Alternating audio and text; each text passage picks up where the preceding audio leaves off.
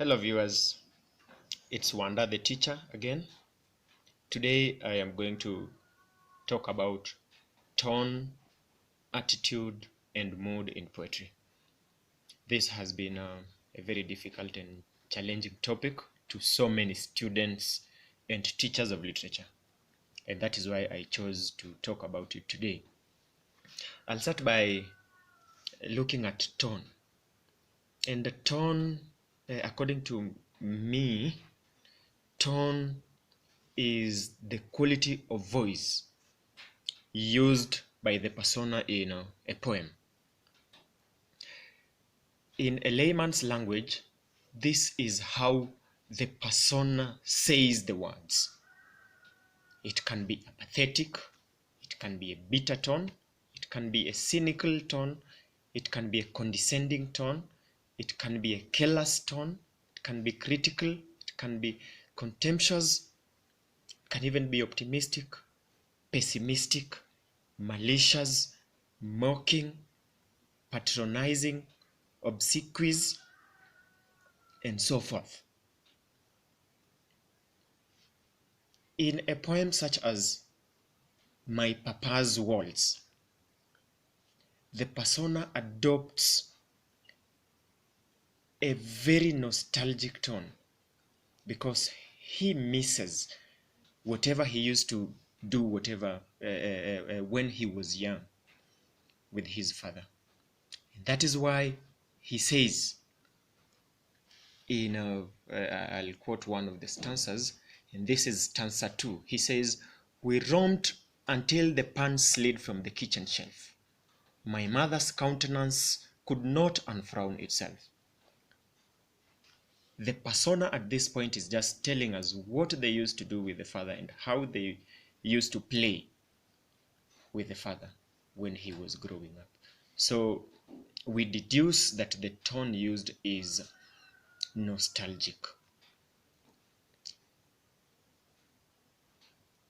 On, we are able to imply attitude or what the feeling of the persona towards the subject is. And therefore, attitude in poetry is defined as how the persona feels towards the subject. The same words that I used to describe tone can be used to describe attitude, though a lot of caution should be taken because not all of them can be used to describe attitude. But most of the words that I use to describe a tone can as well be used to describe attitude. So somebody can say he has a bitter attitude towards the subject matter, or he is very bitter about the subject matter. You can say somebody is critical towards the subject matter, or somebody is pessimistic when describing attitude, just like we did when describing a tone. So in a poem such as Building the Nation by Henry Barlow, we are able to conclude that the persona is contemptuous or critical of the subject. The subject in this case is the PS, or the permanent secretary. And in one of the stanzas, the persona says, "My ulcers, I think, are equally painful, only they are caused by hunger, not sumptuous lunches. So 2 nation builders arrived home this evening with terrible stomach pains, the result of building the nation in different ways." In another stanza, the same persona says, "Today I did my share in building the nation. I drove the permanent secretary to an important urgent function. In fact, to a luncheon at the Vic. The menu reflected its importance: cold bell beer with small talk, then fried chicken with niceties, wine to fill the hollowness of the laugh, ice cream to cover the stereotype jokes, coffee to keep the PS awake, the return journey. Yeah. So that is why I like this poem, because it helps us see the difference between tone and attitude.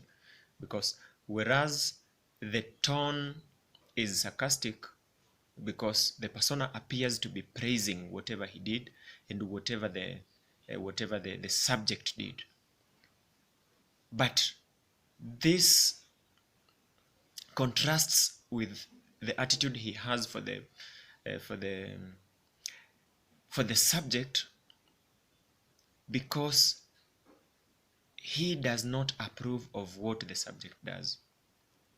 This is somebody who is supposed to be discussing important and delicate issues of government, development oriented issues, only to end up enjoying himself, drinking, eating sumptuous lunches, and making stereotype kind of jokes.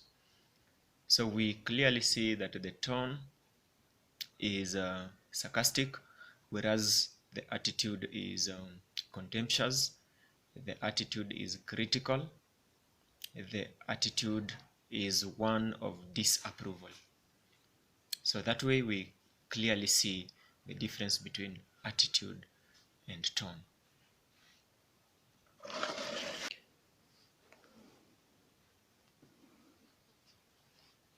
In the poem titled War is Kind, the persona says, "Do not weep, babe, for war is kind. Because your father tumbled in the yellow trenches, raged at his breast, gulped and died. Do not weep, war is kind." So we are able to say that the attitude of the persona is contemptuous and critical at the same time of war, because of the choice of words such as your father, or specifically tumbled and died.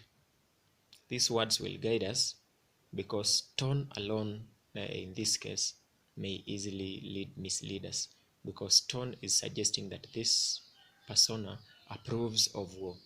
But when we carefully look at the diction or the words used, such as the ones I've talked about, died and tumbled, we are able to conclude that the persona's attitude towards war is critical, contemptuous, and so many other negative adjectives that you can use to describe a kind of attitude that does not approve of something.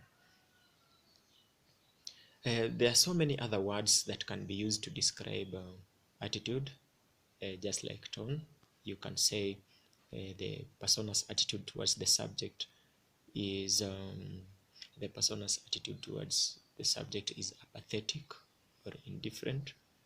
You can say the persona feels nostalgic towards the subject, and so forth and so forth.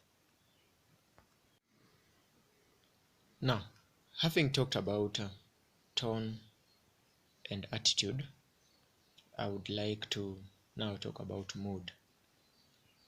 And mood is described by some scholars as being the general atmosphere created after the recitation of a poem.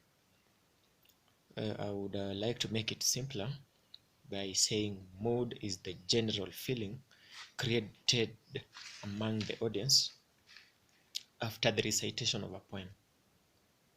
In other words, this is how the audience responds to the poem in terms of feelings.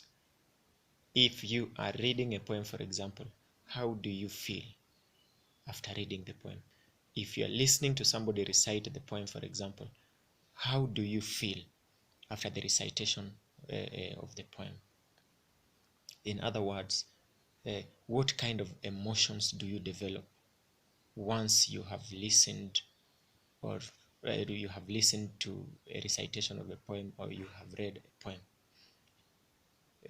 Depending on the nature or the message of the poem, the mood can be a happy one, the mood can be a somber one, a sad one, a jovial one, a nostalgic one, and so forth.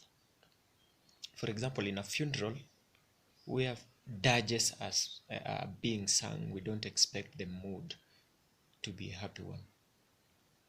In other words, this means that as the dirges are sung, there are some kind of emotions that the audience or each person, each mourner will develop. And we expect this feeling to be sorrowful ones, somber ones, sad ones,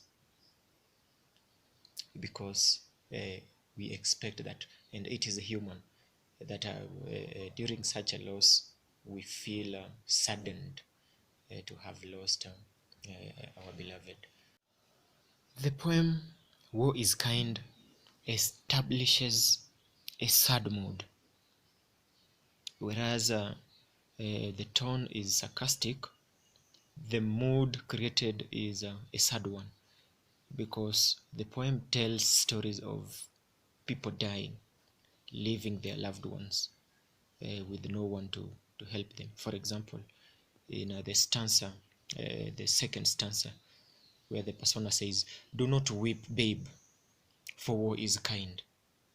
Because your father tumbled in the yellow trenches, raged at his breast, gulped and died. Do not weep, war is kind." We feel saddened as we read through such a stanza, and actually the entire poem.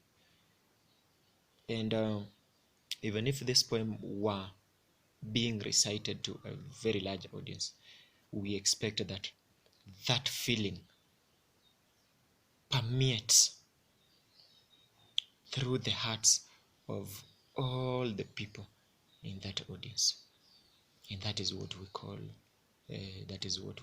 mood. It is an atmosphere. To me, it is a feeling that cuts across everyone that is in the audience. As I finish, I would like to remind us that tone strictly has to do with the voice, how the persona communicates, the voice, the quality of the voice, how the persona sounds. Then through analyzing, or through looking at the kind of voice the persona adopts and the choice of words, we are able to establish the tone of the attitude of the persona, or how the persona feels about what he or she is talking about.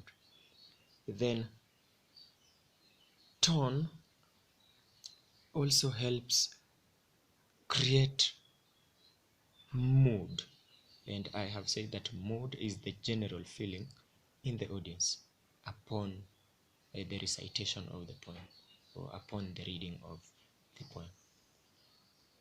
That is what I had for you today. Remember to subscribe to my channel and turn on notifications.